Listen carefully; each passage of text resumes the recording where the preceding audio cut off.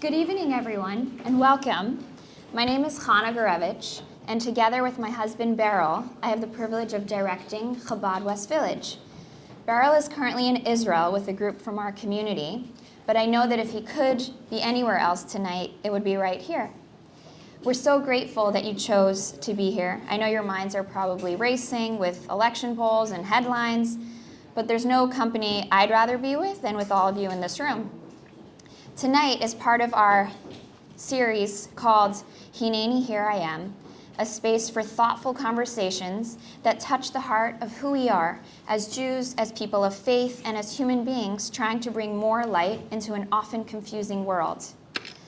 The Lubavitcher Rebbe, the leader of the Chabad movement, and the reason Beryl and I chose this life of community building, once shared a profound idea about art. From a spiritual point of view, he said that what makes art so moving isn't the color or the brush stroke or even the talent alone. It's the artist's ability to perceive the life within something, to sense the divine spark pulsing inside every created thing, and then express it in a way that others can see and feel it too. That's why an apple sitting quietly on your kitchen counter might never catch your eye, but a painting of an apple hanging in the Louvre, if there are any still left there, can hold your gaze. Because in that painting, we're not just seeing an apple, we're seeing life, the soul of the apple, the vitality the artist uncovered and revealed to us. The same is true for every form of creative expression. The actor, the writer, the musician, each has the ability to take something flat, something ordinary, and breathe spirit into it. They reveal the pulse of life within what seems lifeless. And I think, is what makes tonight's guest so extraordinary. Patricia Heaton has that rare gift on screen and off. Through her art, she brings to life characters that are deeply human and relatable. Through her courage and advocacy, she brings to light truths that are often hidden or ignored. She infuses faith, strength, and compassion into spaces that can feel dark or divided, helping others see the beauty and light within. We're truly honored to have Patricia with us tonight, and even more so to have her in conversation with the creative force and dear friend behind the Hineni series, whose warmth has become synonymous with this stage, Neil Goldman. Please join me in giving a Chabad West Village welcome to Patricia Heaton and Neil Goldman. Thank you, Chana, for that wonderful introduction. I loved that Louvre joke. And thank you for what you and Beryl have created here in the West Village. A lively Jewish community where we can come together on a Tuesday night in downtown New York City and spend some time with someone who is not just a two-time Emmy Award-winning actress for Everybody Loves Raymond, and beloved for 9 seasons on another hit sitcom, The Middle. I know we have some fans of The Middle sitting front row. But a woman of faith who, since October 7th, 2023, has been one of the most outspoken supporters of the Jewish people. Patricia Heaton, welcome to Chabad West Village. We are so happy you're here. Thank you for having me. What's it like coming back to New York City, the place where I believe you came in 1980 when you were an aspiring actress? Yeah, and I lived here from 80 to 89, and it's where I met my husband, David Hunt, and then we went off to Los Angeles together and had a career. So it's nice to come back. I'm concerned about New York right now, as I'm sure all of you are. What's going on? Yeah. So, but being in the line of business that we're in and moving around so much, I do feel a little bit detached from New York. It doesn't feel like coming back home. It feels like a different city. But I don't think that has anything to do actually with the politics. It's just how I'm changing, and I'm a much different person than I was from 80 to 89. So it's a different thing. Where did you live? What did you do when you were a young person in New York City? I had 8 different sublets in 9 years because I did not know how to get a rental contract. I also had no credit, so I couldn't rent a place, and I never had enough money to put down first and last so I was just always sleeping on somebody's futon and, moving around. So I was in the meatpacking district, which has changed quite a bit since I was there. It was actually the meatpacking district. And I was Upper West Side and Midtown, Hell's Kitchen, and all over the place. Yeah. Am I remembering correctly? Did you used to work in room service at the Parker Meridian Hotel on 57th Street? One of many jobs that I had. I was there from 6 in the morning till noon and had interesting encounters there. Do tell. Can I just say, when you're answering the door for room service, put on a robe. I had John Cougar Mellencamp answer the door in his underwear. He did have something on. He was in his underwear, but forever after, I called him John Cougar Underpants. Yes, and I even almost got a job on, I think they were casting Miami Vice, that the director was staying there and said to me, I was in a little French maid uniform, which is what they made us wear in room service. So I was kind of cute. I was cute back then. And he said, is room service something that you want to do for a living, or do you have other aspirations?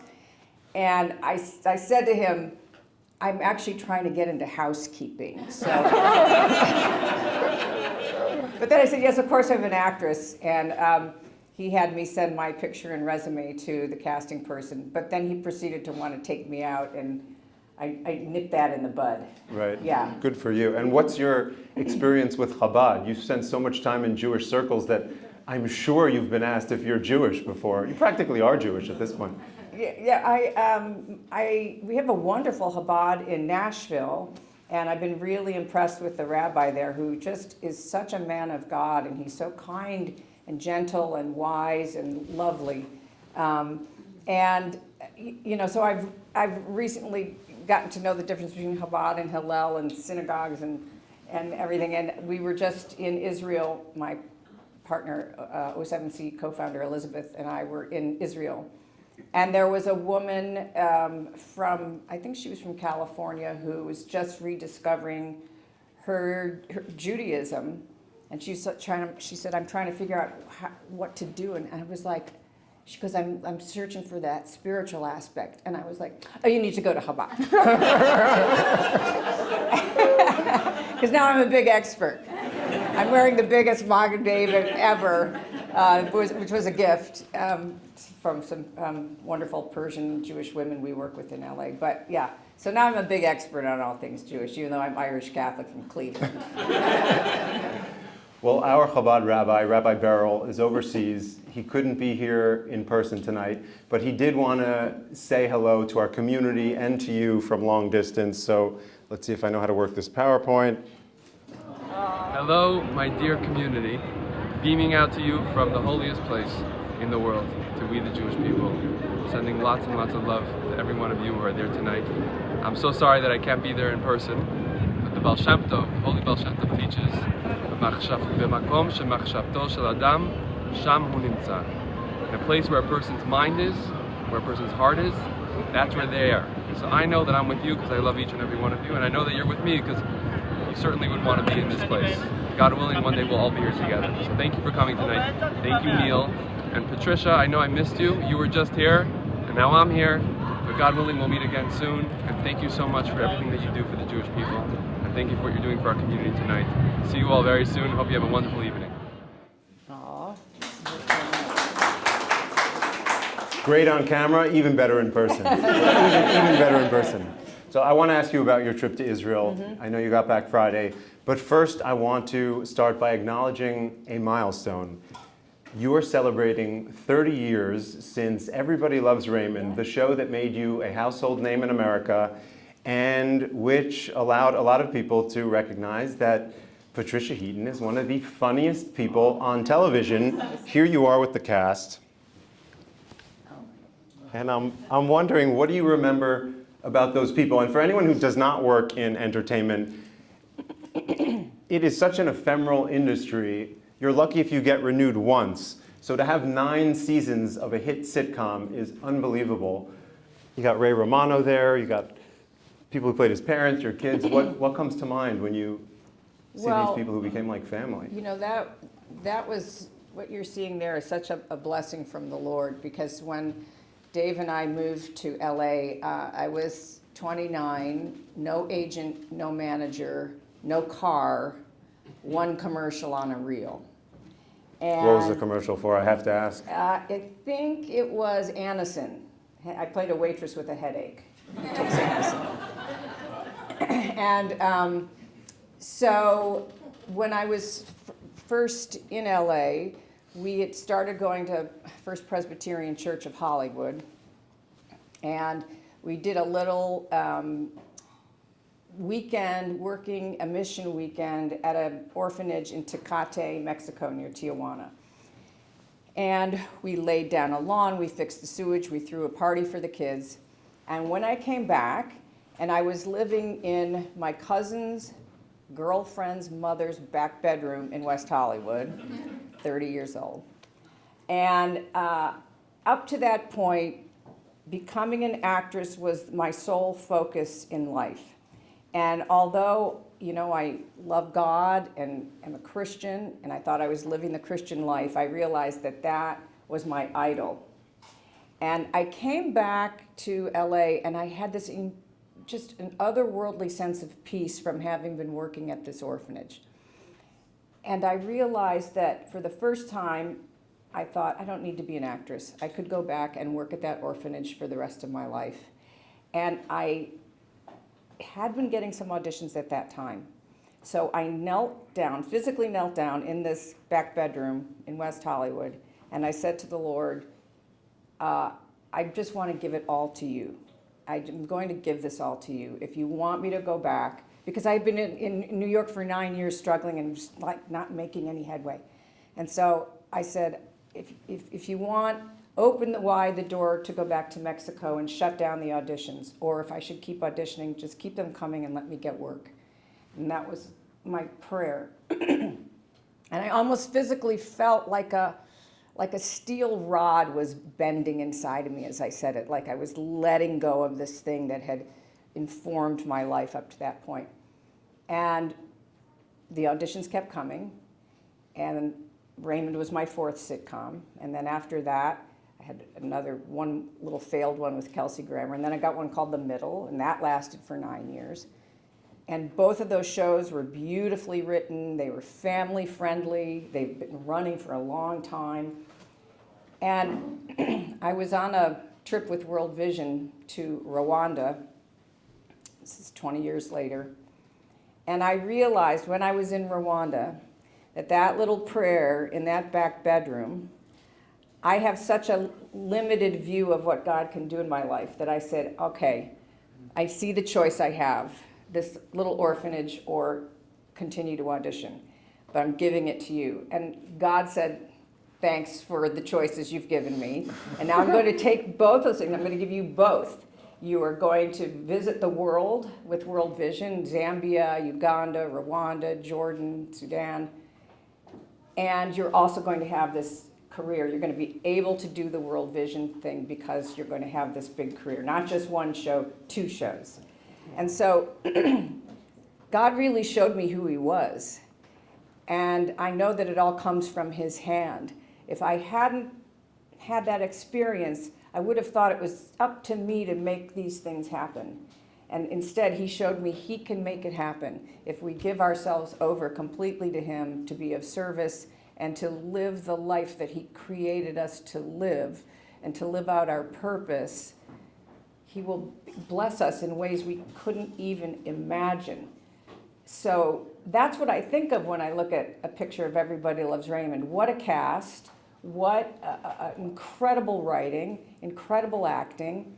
And it ran for a long time, and it blesses people all the time. You know, I'll do these charity events where they're honoring doctors who do an incredible work and saving lives, and I think, oh, I just feel like, you know, the court jester who does this little comedy and, you know, and gets paid more than these doctors do. And yet people come up to me on the street all the time and they say, you don't know, when my father was sick, the highlight of his life every week was sitting down and watching Everybody Loves Raymond. I get that all the time.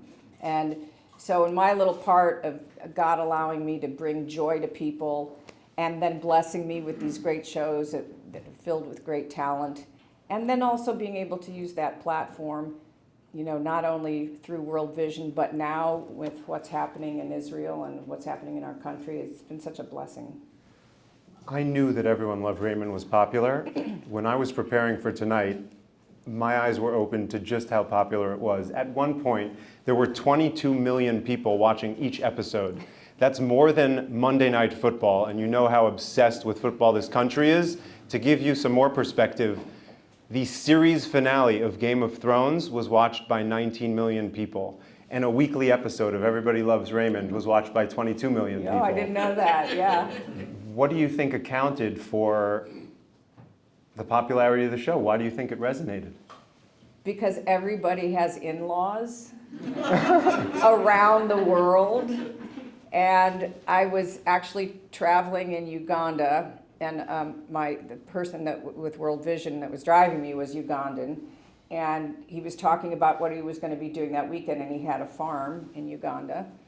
And I said, "What are you doing?" He's like, "Oh, I have to go to my wife's wedding to a friend of my wife that she works with. I don't even know who these people are. I just don't want to go." And I thought, this is why Raymond is so popular, because this farmer in Uganda has to go to a wedding of his wife's friend that he doesn't want to go to. It's so relatable. And, you know, Phil Rosenthal is just a massive talent. And he used to say, "Go home and have a fight with your wife and come back and tell me about it." And that's how the show became so relatable to people, because it's stuff that actually happened in their homes. And some of the most far-fetched episodes were things that really happened. Robert has a girlfriend, and Ray sees her eat a fly behind Robert's back. And he's telling Robert, "This is not the girl for you." And Robert gets angry, and he said, "You're just jealous." And he goes home with this girl, and he goes into her bedroom, and she has frogs in cases, live frogs everywhere in her bedroom. And so while she goes in the bathroom to change into something comfortable, he climbs out the window and goes down the fire escape, which actually happened to Ray's brother. It's a real story. So that's why people relate to it. Oftentimes people will ask me, because they know I work for a talk show and they know we have a speaker series here, "Who are you talking to next?" And I've been telling people we're going to be having Patricia Heaton on November 4th, and I cannot tell you how many people said, "Oh my God, I love Patricia Heaton." And there's one guy, someone I know, not well, but he was like, "Can you please, please, please show Patricia Heaton this message? I'm a big fan. I don't want to put you on the spot, but is it okay if I share this?" Sure. Okay, great. Hey, Ray Romano here. First of all, I want to apologize for how I look. I'm wearing a t-shirt, I got a scruffy, I got a hat, I have hat hair. I should have cleaned up for Patty, because she deserves it. Here's what I want to say about Patty. You know, a lot of people think my show, Everybody Loves Raymond, revolved around my character, and they're not aware that that's not true. Patty was the center. You know, the parents were loud and intrusive, and the brother was weird, and my guy was immature and stupid. And Patty was the normal one. She was the center of it all, and it all revolved around her.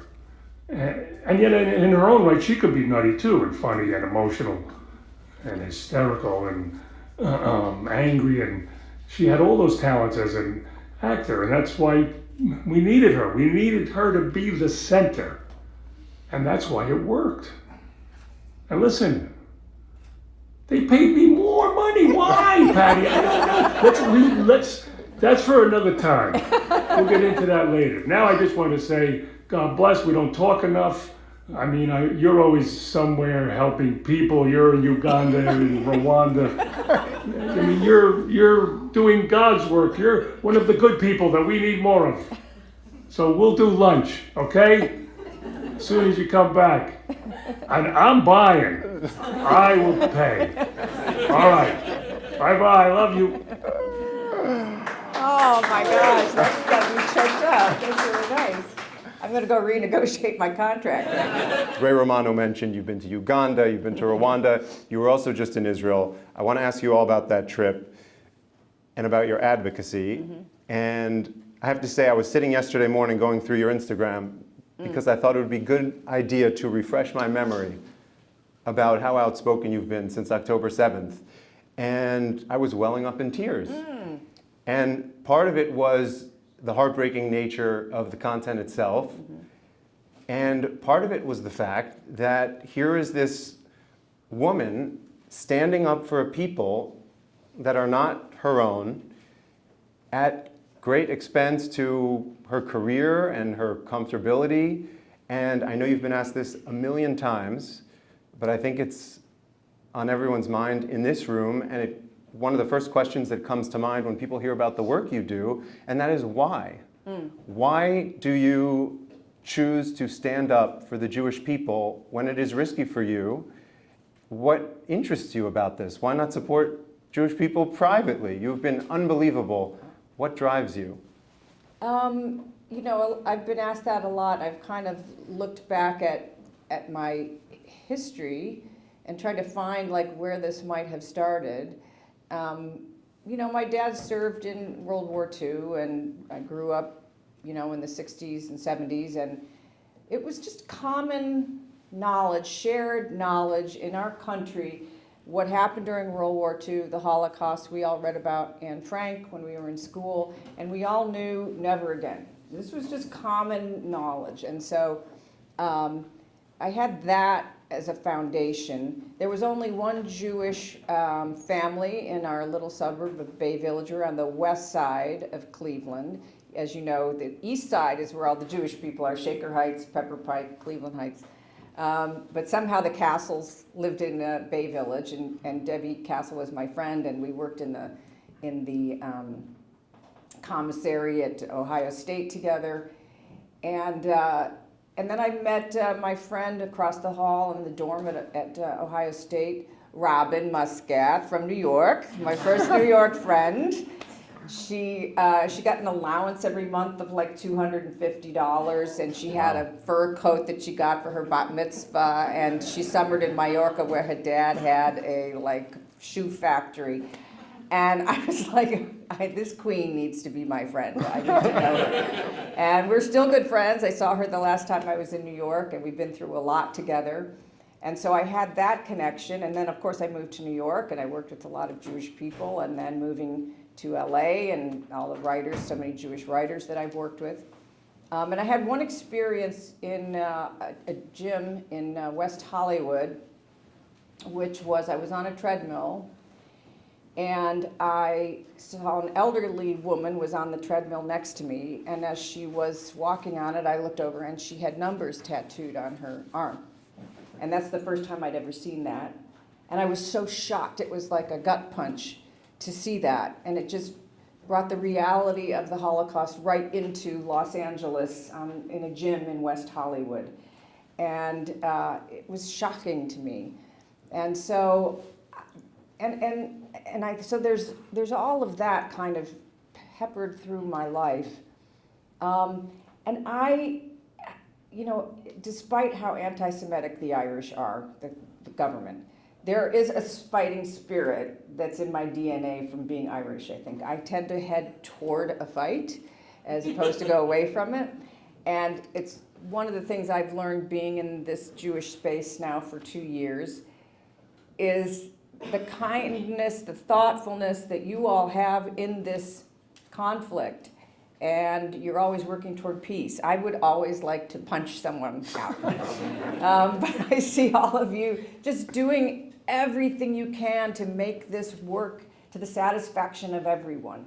I don't see a lot of vengeance. I don't even see a lot of hatred. I see people who are trying to live in peace and doing everything they can to make that happen. So it's been a real blessing in my life for me to look at how my attitude, my thoughts about people, and I'm I've been very influenced by what I've learned from everybody in this space.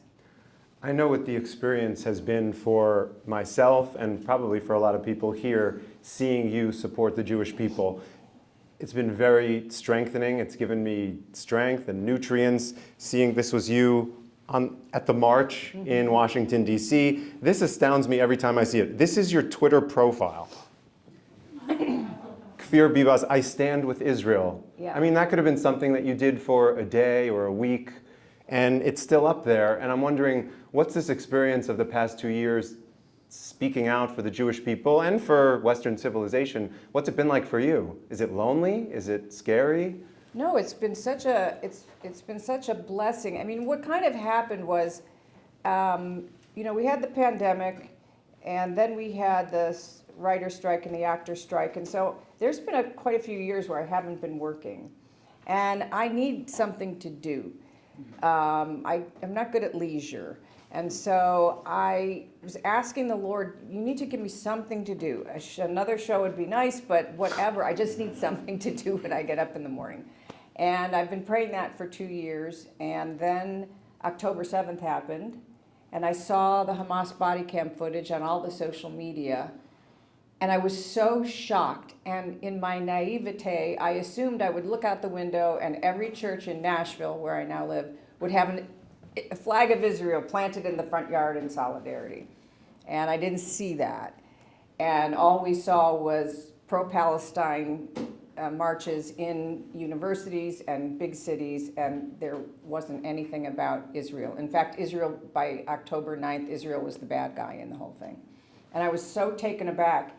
And I think the first post I did on Instagram, I said, did you ever have the thought, gee, if I were a German during World War II, I hope I would have been that good German that hid my Jewish neighbors. Well, today you have an opportunity to be the good German, and I listed a bunch of places people could donate to.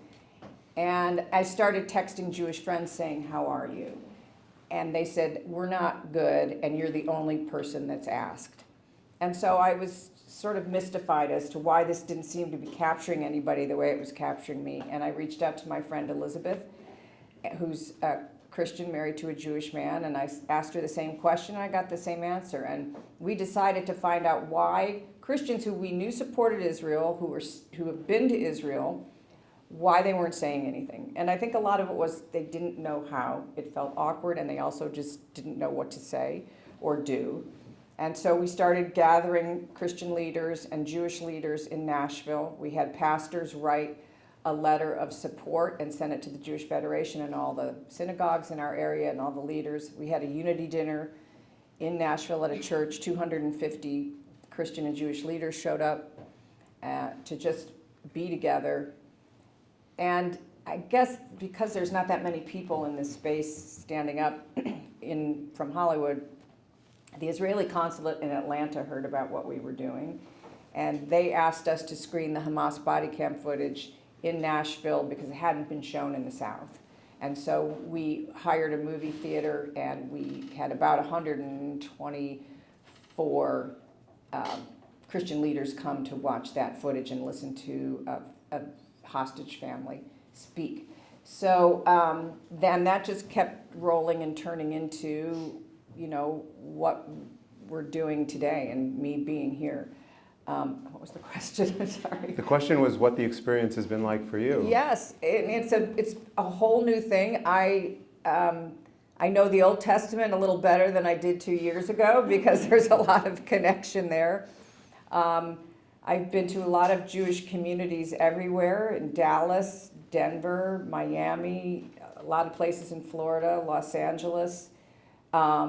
And it's great to be able to be a part of this. I'm mystified why there aren't more people standing up, like everybody here I'm sure is. I'm mystified by it. Hollywood is it's a mystery, and I have to say I've always been a little bit of an outsider because I'm pro-life, and so to be a pro-life Catholic Republican in Hollywood, I don't get invited to a lot of women's things. So I think God was preparing me. There's a little test there, like, are you going to be pro-life in Hollywood, or are you going to, capitulate? And I'm like, yes, I'm going to be pro-life. I have a very healthy fear of God. I want to be able to stand before him at the end of my life. And you want him to say, well done, good and faithful servant, right? But just that everybody signed that petition to boycott the Israeli film industry I thought these were people that supported freedom, supported gay rights, supported women's rights.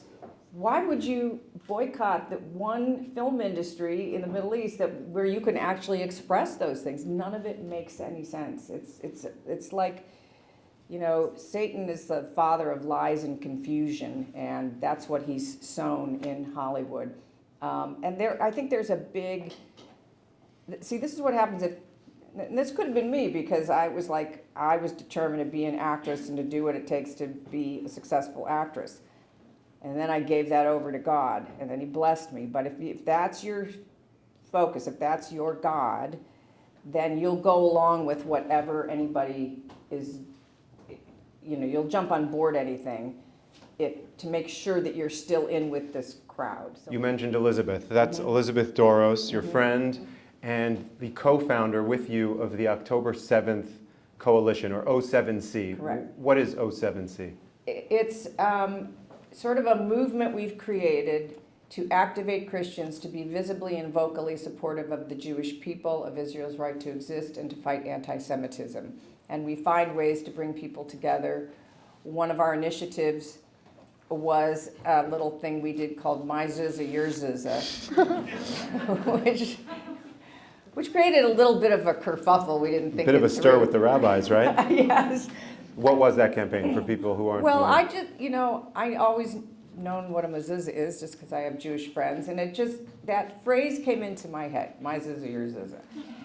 And I kept saying, we need to do something with this. We need to get Christians to put up a mezuzah on their door, because students at universities, Jewish students, were having their mezuzahs vandalized or smashed or stolen, and on some businesses and people's homes.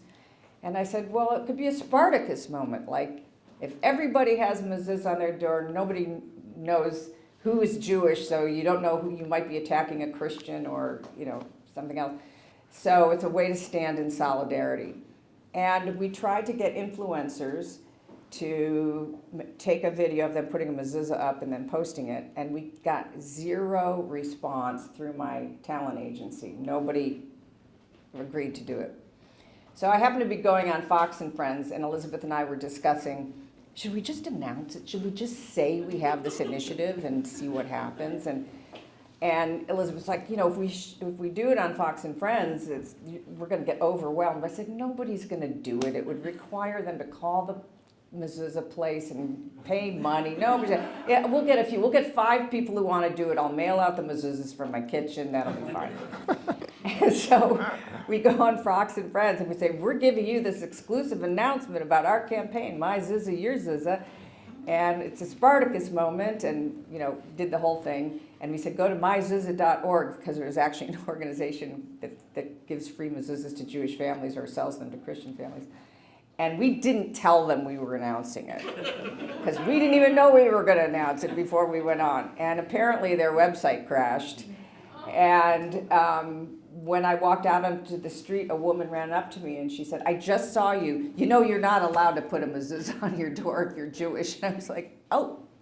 So. If you're not Jewish, I mean. If you're not Jewish, yes. And so, I said to Elizabeth, we need to revamp the messaging a little bit. We're like, it's just the mezuzah case. It's just the case. And so it ended up creating a conversation, I think, with Jewish people about allies and what does it mean to be an ally. And, you know, it was, it ended up, the Israeli government said it was one of their top 8 initiatives of allies of that year in 2024. So I didn't feel so bad about it afterwards. This is what they tweeted. This was the State of Israel's official Twitter. We love this so much as anti-Semitism reaches unprecedented levels. Thank you, Patricia Heaton, for standing in solidarity with the Jewish people. We are lucky to have you. And there you are.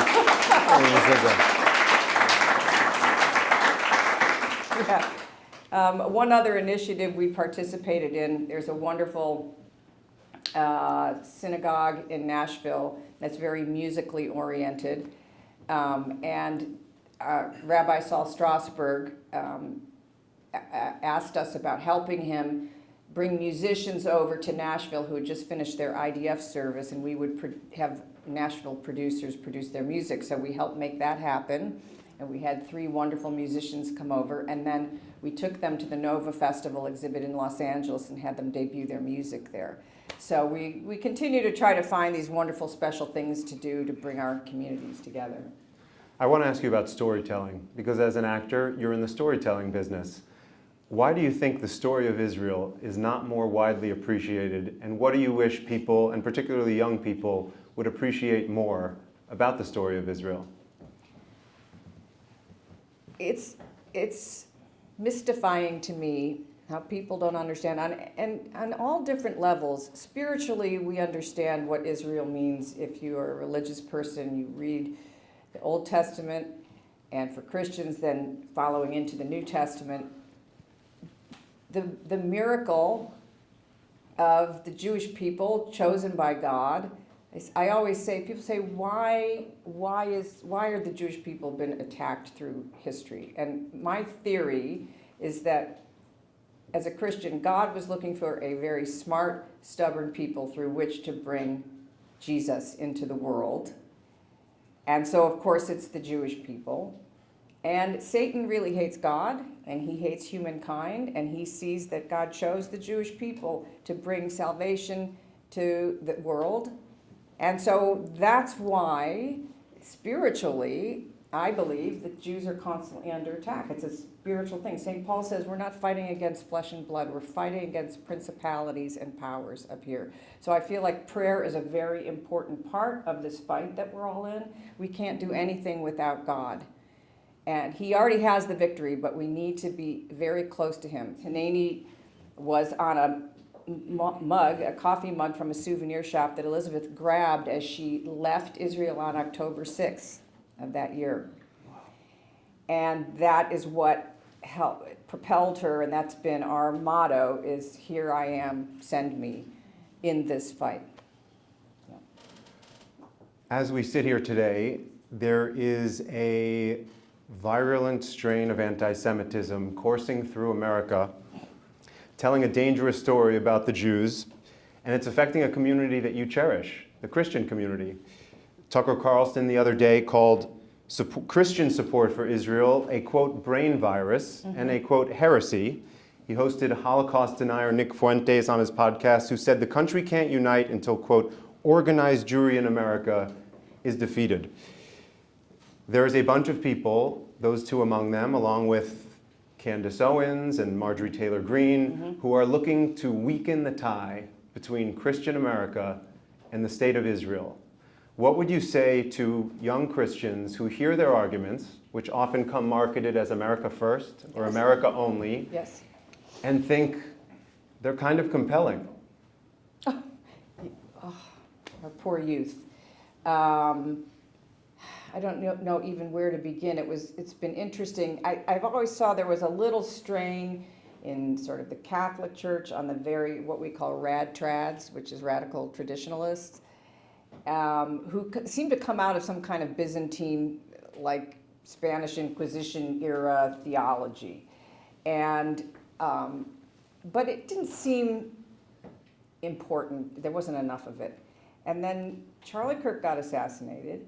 And there was a great swelling of Christians coming together, and it was just sort of this beautiful thing that happened. And then almost immediately after that, we saw this terrible, I mean, Tucker has always been saying crazy stuff, and Candace Owens, but then you had the Heritage Foundation sort of defending Tucker Carlson, and nobody will say a word against him, and I can't figure out why. So many people are protecting him, including Megyn Kelly, people who you thought would be okay. There's this young girl who's got a big podcast that used to be at Daily Wire. She's now defending Heritage Foundation. And I mean, he called Mike Huckabee and Ted Cruz, like, that he hated them for being Christian Zionists. And it's brought this big crack in our party. And again, I feel like there's a spiritual aspect to it. And I believe that there's probably outside forces, whether it's money coming from Qatar or whether it's China or Russia, or something is happening to break us apart and to see this country just splinter into pieces. And they're using Jewish people, and they're using that to do that. It's so apparent how great Israel is. The Jews have been chased out of every country in the world throughout history, and wherever they land, they make it work. And there's this politics of resentment and envy that is used against Jewish people. That's evil. That's in the commandments. You're not to envy anybody. And so it's just, when I see a virus, that's the virus. It's not, Christian Zionists. The virus is the anti-Semitism. And I'm not sure where it's coming from. I'm hosting a panel with Cardinal Dolan tomorrow night. It's one of the questions I'm going to ask him. But it's very evil. And any decent human being would not have Nick Fuentes on their show. Like, it's not about canceling anybody. It's about not platforming evil, crazy people. And to treat that person, as Tucker Carlson did, like he was someone we should be paying attention to. Here we have this guy who says he wants to kill all the Jews. He thinks he should rape and beat women, many, many things. And what's Tucker Carlson's response? Oh, I'd like to get to know you. Why? There's no reason to get to know somebody like that. So it's sort of, it feels very demonic to me, and it's also has a lot to do, I think, with people who are trying to destroy our country. You said that after Charlie Kirk's death, the Christian community came together, and then something changed. What's your understanding of what changed and why? I think it goes with my answer I just gave, which is the anti-Semitism that was just sort of under the surface exploded in the last couple of weeks. And you also saw the left's response to Charlie Kirk's death, which was gleeful. I mean, it was so weird because I haven't seen that kind of glee since watching that Hamas body cam footage. So there's so much evil out there, human evil. And I feel like our group, our advocates group, is getting smaller and smaller. But because there's so many people on the left and the right that are buying into this craziness. I don't know how to explain it. I do know that we're really seeing, it's probably good to see who the enemy is and what's happening so we can figure out how to combat it. And I have to say, with this event where this Heritage Foundation president defended Tucker Carlson, it has brought a lot of Christians out who are saying we're not accepting this. There are a lot of people who have come up and said we are not accepting anti-Semitism in any form. And so people who haven't spoken up to this point are now kind of speaking up. So I guess that's a silver lining. We're sitting here on Election Day. A lot of people are worried about public safety in this city, and a lot of people are worried about anti-Semitism. They're worried about the associations and statements that candidate Zoran Mamdani has made. There are many Jews who are also supporting Zoran Mamdani. I'm wondering, this is a race that has national significance and people are paying attention to it beyond New York City. You live in Nashville. I'm wondering if you've been following this race and if you'd share with us your perspective on what's going on. Yes, it's shocking. It seems like, and this is what I think is a problem, the left has been playing footsie with communists and socialists in their party and young people, AOC, those types, because they don't want to lose that vote. And I feel like the same thing now is happening on the right, where they're playing footsie with a lot of these anti-Semites because they're thinking they need these votes. And this is what happens, what we're seeing today, when you allow that to fester in your party. I was with, when I was in Israel, I was sitting with a producer who lives in Barcelona, and he said, everywhere you go, it's gotten really bad. And he goes out at night, like 1 a.m, with a spray bottle and a scraper and scrapes off all the anti-Semitic posters and stickers that have been put up so that his kids don't have to see it when they walk to school in the morning. And then there was another post about the day in the life of a Jewish person in Italy. And he was talking about the signs up in shops that say no Zionists will be served here. And if they suspect you're Jewish or Israeli, they will ask you to leave their store. And that you see graffiti everywhere that's anti-Semitic and posters. And that's what it's like to walk through Italy now. And I fear that with Mamdani in office, anti-Semitic people will be emboldened to start behaving that way here. And we'll see what happens, but I'm concerned about that. You mentioned Israel. I want to ask you about your trip to Israel. You just got back from a week in Israel, your second trip to Israel. Right. I know you met with a lot of high-level people. From your perspective, what was the atmosphere there? And from the people you spoke to, what is the sense you got of where Israel is today? The atmosphere is fantastic. It was beautiful weather we had. I have a picture of you and Jaffa right here. Oh, yeah. Maybe want to get back to Israel Yeah, ASAP. no. By the way, I posted that picture and said, Israel is beautiful. And the pattern is usually the first day, very positive responses, comments. Second day, pretty good, a few trolls. And then for another week, it's just trolls calling me everything, calling me a Hollywood liberal Jew. I'm Irish Catholic and I live in Nashville, but whatever. And all kinds of words and things that we can't repeat in polite company. It doesn't bother me. I should just say that. It doesn't bother me. I just hide the replies and block them. And How does it not bother you? It's sort of a badge of honor. It's like, oh, I guess I'm a threat. You know, if nobody's paying attention, it's like, why am I doing this? Nobody's even looking at me. No, it's a badge of honor, I think. And those are just words, and they're bots. Half of them are bots, and half of them are people. Like a lot of this America First thing. And I'm like, if you were really America First, you would understand you need Israel as an ally. We need to have that information. We need to have that partnership. Israel is sending their sons and daughters in the front line to take out these terrorists who otherwise are going to end up in America. Israel is sacrificing their own children to fight this thing, and they're fighting for Israel, but it's also fighting for all of us, and people don't understand that, and it's crazy that they don't get it. I'm mystified by that. We had dinner with Ambassador Huckabee, and he said the intel that they get every day from Israel is so valuable, it's so important. And so I've said to people, if you really want to do America First, you want Israel as an ally. They're not controlling anything, we're working together. That's how it works in the world.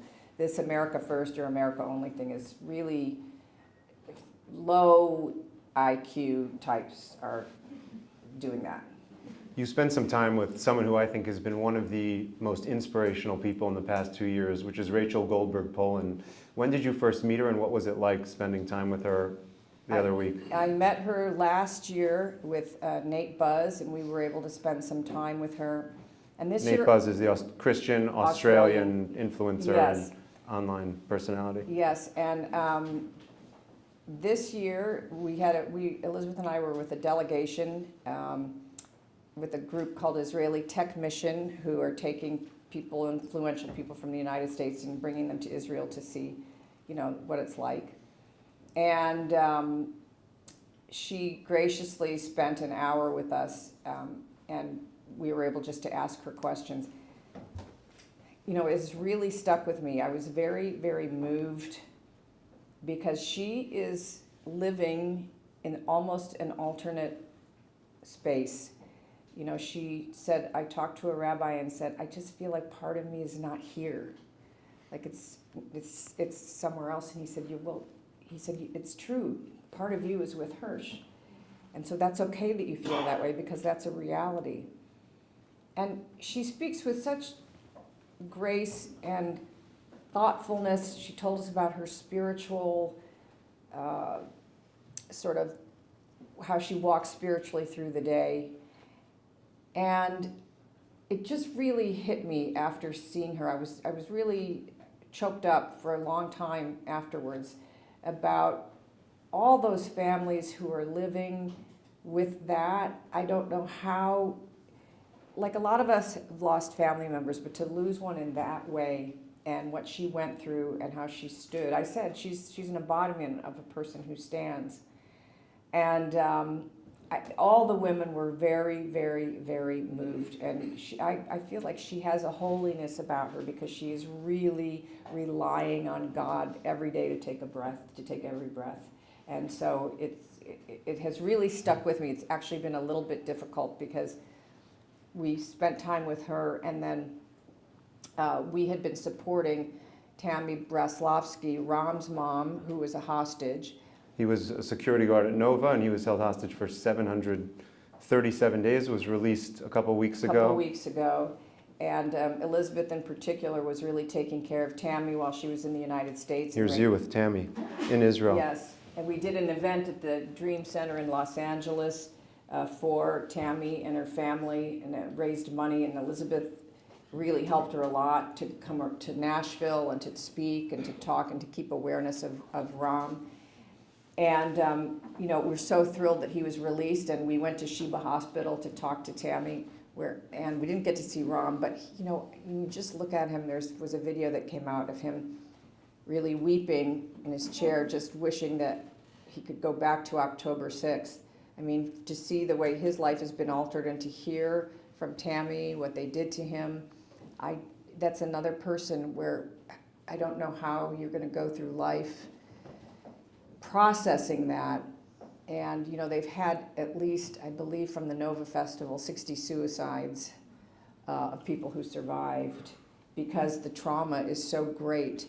And I think we really have to pray for Ram and everybody like him who suffered so much. There's some people who have a constitution that can get through that and live a full life, but Ram seems so vulnerable.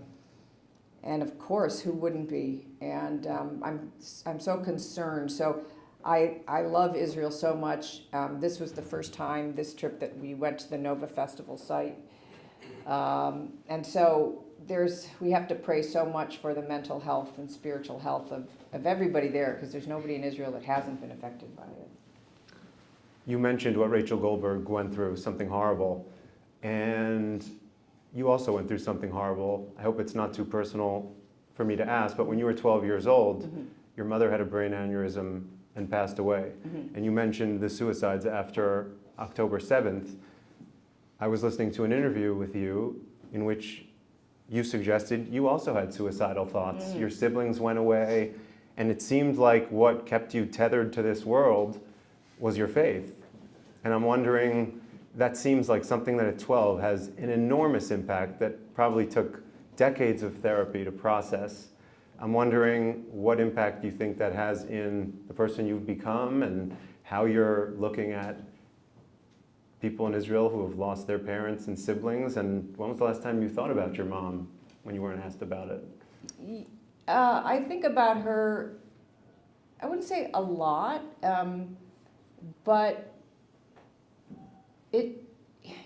C.S. Lewis has this phrase that he says, a severe mercy. And sometimes I think my mother's death was a severe mercy because it made me realize at a very young age that we have mortality. You're very aware of your mortality. It makes me aware that, and we're taught this as Catholics too, that you're going to have suffering in life. That's the first thing you learn as a Catholic. You're going to suffer.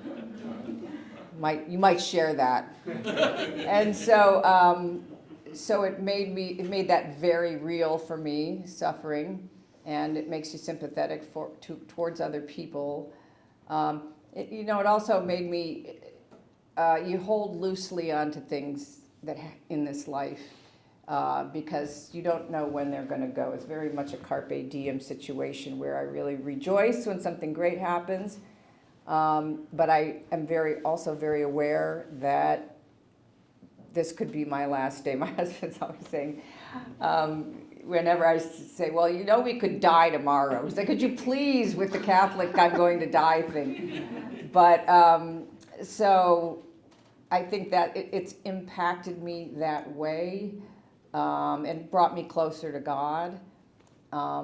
And then I recently, 2 years ago, lost my brother to alcohol, and that was very painful too. So it's very present in my life. And as far as my mother goes, this is back in the 70s, so there was no therapy back then. We didn't have any treatment. It was like, Mom died, have you finished your homework? Kind of Irish thing, right? So you kind of stuffed it, and you just got through life. And the thing, some people say this is terrible about being Catholic, but it's very helpful. We're told if you commit suicide, you're going straight to hell. So that was not an option for me. So whenever those feelings would come up, I would just pray to all the saints. I'd pray to St. Patrick, who's like my patron saint and my guardian angel, and I'd also throw in St. Francis and St. Joseph, because I like St. Joseph because he's ignored pretty much through the whole Bible. Jesus' dad, Joseph, not the Joseph of the Old Testament. So I'll tell you what, the saints are there for you when you call on them. By the way, the patron saint of Israel is Michael the Archangel, so call on him. They'll defend you in battle. But they're there for you, and sometimes I would feel this depression come on me, kind of like someone who was pulling a shade down.